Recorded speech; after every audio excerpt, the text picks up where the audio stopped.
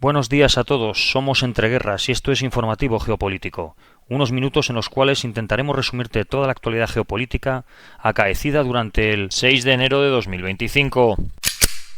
Según un comunicado ucraniano, durante la pasada noche el ejército ruso ha lanzado 128 drones AG disimuladores sobre territorio ucraniano, así como 2 misiles Kinzhal 59. La Fuerza Aérea de Kiev ha informado del derribo de 79 drones, así como los 2 misiles, mientras que otros 49 no habrían llegado a sus objetivos según el comunicado.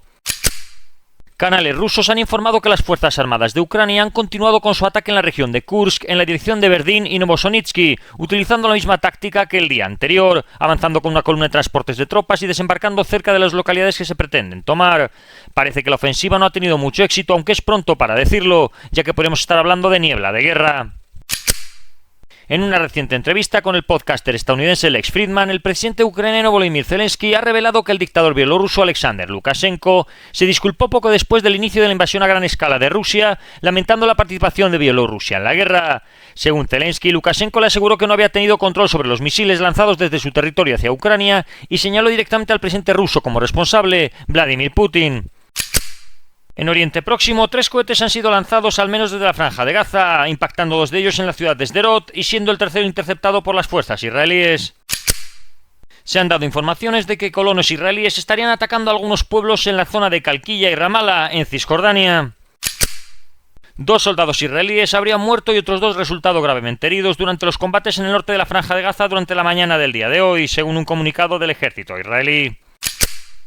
Esta mañana, 2 hombres armados mataron a 3 israelíes e hirieron otros 7 en la Ruta 55 de Cisjordania. El ejército israelí continúa buscando a los perpetradores del atentado. En este sentido, se han pronunciado diversos ministros y autoridades israelíes. El ministro de Seguridad Nacional de Israel, Ben Gvir, pidió un endurecimiento de las medidas contra la autoridad palestina, alegando que ésta apoya el terrorismo y que la seguridad de los colonos israelíes debe prevalecer sobre la libertad de movimiento de los palestinos. Exigió más puestos de control y cierres de carreteras, instando al gabinete a aceptar su postura. Otros miembros del Likud y el gobierno expresaron posturas similares. Por su parte, el ministro de Comunicaciones demandó un retorno inflexible a las operaciones militares en Cisjordania, calificándola como un frente activo tras las acciones en Gaza y en el norte del país. El ministro de Finanzas propuso tratar las ciudades palestinas como Nablus y Jenin con la misma dureza que Jabalia en Gaza, insistiendo que el terrorismo en Cisjordania, Gaza e Irán es una amenaza unificada. Ambos exigieron al primer ministro una reunión urgente del gabinete para replantear la estrategia y priorizar la erradicación del terrorismo en Cisjordania.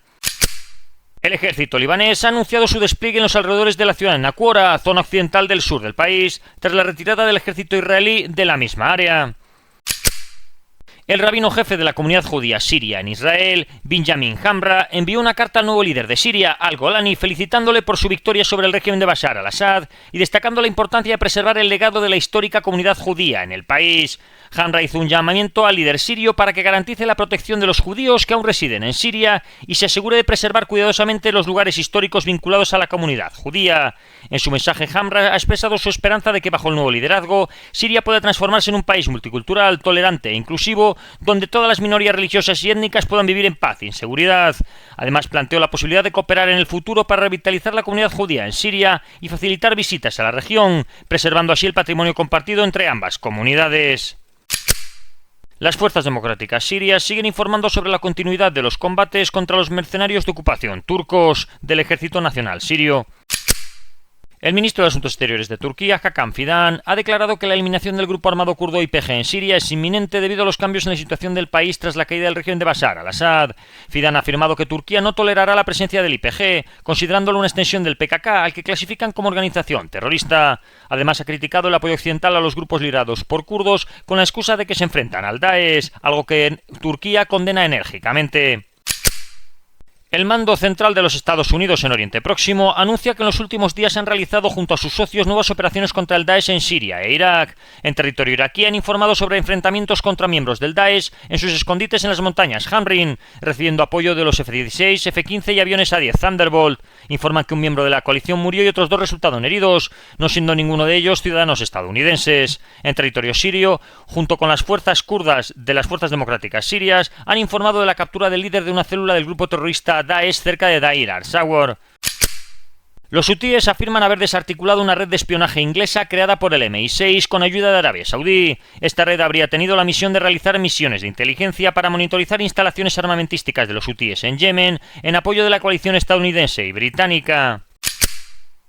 En el continente europeo, Polonia se enfrenta a un año electoral donde la migración ha surgido como un tema candente. Polonia, tradicionalmente homogénea, se enfrenta a un aumento significativo de inmigrantes, pasando de 100.000 a 2,5 millones en al menos una década. Este cambio impulsa tensiones políticas y sociales, con el gobierno de Donald Tusk adoptando medidas restrictivas bajo la política de recuperar el control y garantizar la seguridad.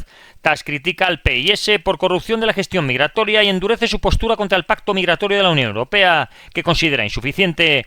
Por su parte, el PIS, partido de la oposición, denuncia estas medidas como ineficaces. Varias encuestas revelan que el 42% de los polacos prefiere cerrar las fronteras, mientras que el 35% apoya solamente recibir inmigración de países vecinos, como Ucrania. La migración ha redefinido el panorama político polaco, enfrentando al país con desafíos sobre cohesión social, seguridad y su papel en la política migratoria europea. El primer ministro de Moldavia, Dorian Recean, acusó al Kremlin de fomentar una crisis humanitaria en Transnistria, la región separatista respaldada por Moscú, como parte de un plan para desestabilizar el país antes de las elecciones parlamentarias. Desde el 1 de enero, muchos de los 400.000 residentes de Transnistria han estado sin calefacción ni electricidad tras la expiración del acuerdo de transporte de gas ruso a través de Ucrania. Recean ha afirmado que Moldavia ya no depende del gas ruso y ha acusado al Kremlin de usar la energía como un arma para socavar al gobierno moldavo y aumentar la presión sobre Ucrania desde Transnistria. Por su parte, Vadim Krasnoselski, líder de Transnistria, atribuyó la crisis a la negativa de Moldavia de pagar una supuesta deuda con el Kremlin y advirtió que la única planta eléctrica de la región se enfrenta a riesgos de colapso, lo que podría agravar seriamente la situación. En Estados Unidos, el gobierno de Biden prepara nuevas sanciones significativas contra Rusia, centradas en sus ingresos petroleros. Estas medidas incluirían restricciones a más de 100 petroleros, empresas de seguro rusas, comerciantes de petróleo y 2 importantes compañías petroleras, según fuentes informadas. El objetivo sería intensificar la presión económica sobre Moscú debido a la guerra en Ucrania, aunque no está claro cómo abordará estas sanciones la administración Trump en el momento que retome el poder. Donald Trump, después de la dimisión del primer ministro canadiense, ha vuelto a reafirmar que Canadá debería fusionarse con Estados Unidos, de forma que habría menos aranceles, bajarían los impuestos y serían un país totalmente seguro ante la amenaza de barcos rusos y chinos que, según él, los rodean constantemente. En el Cáucaso, Bakú ha denunciado que tanto ayer como hoy las Fuerzas Armadas de Armenia habrían abierto fuego con armas ligeras contra posiciones azeríes en la dirección a la zona de Lachin. Ereván califica estas acusaciones de desinformación manifiesta. Las autoridades de Corea del Sur han denunciado que Pyongyang ha realizado el lanzamiento de un presunto misil hipersónico en lo que ellos consideran su primera provocación del año. Dicho misil habría recorrido una distancia de 1.100 kilómetros antes de caer en el mar.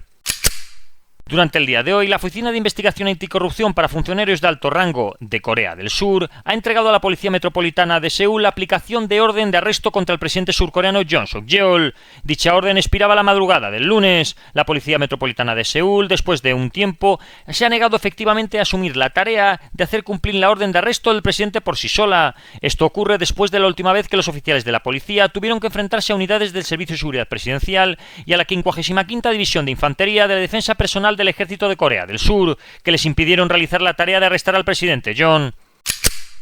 El canciller chino Wang Yi inició su gira anual por África, una tradición que ya tiene 35 años y que no hace más que reforzar la influencia china en un continente estratégico y rico en recursos. La visita abarca Namibia, la República del Congo, Chad y Nigeria, destacando el compromiso constante de China frente a la disminución de la presencia occidental en el continente.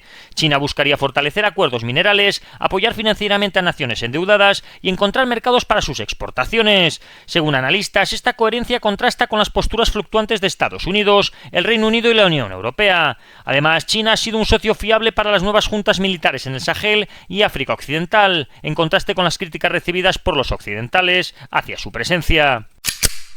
Y esto ha sido todo por hoy. Si queréis profundizar en las noticias que hemos comentado, leer alguna de ellas o visualizar diferentes vídeos de actualidad, os recordamos que estamos en la aplicación Telegram, con nombre de usuario @entre_guerras. Que tengan un buen día y recuerden el main.